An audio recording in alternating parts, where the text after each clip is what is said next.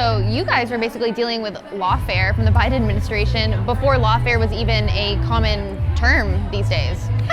Yes, exactly. I think I learned about lawfare in 2021, when we started asking these First Amendment rights nonprofits for help, or our elected officials, and they kept saying, this is lawfare, this is lawfare. I'm like, what does that mean?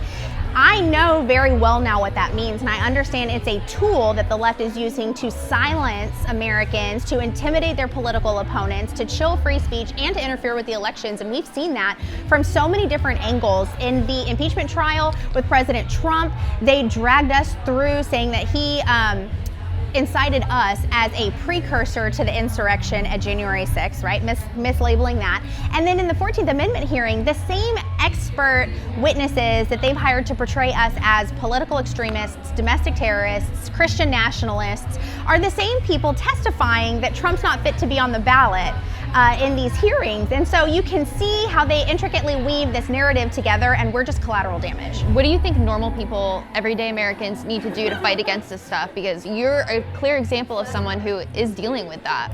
You know what? We have a choice. If it crosses our path, are we going to fight? Are we going to stand up? Are we going to do what's right? Because it's very overwhelming. As a homeschool mother, a single income family, people without any legal experience or any political experience, to go up against their 20 DC attorneys and their multiple nonprofits funding this. They have mainstream media in their pocket creating a false narrative. We don't even have a voice to advocate for ourselves.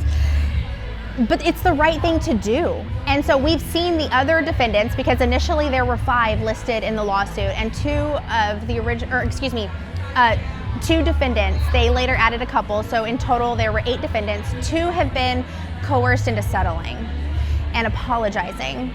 And they tried to force us to settle. They tried to take us into the federal court process through the judge to order us to settle. And that tells me they know if we get to a trial by jury, we will be vindicated, the truth will come out, and we will win, but they want that win on paper to use in the headlines right before the election.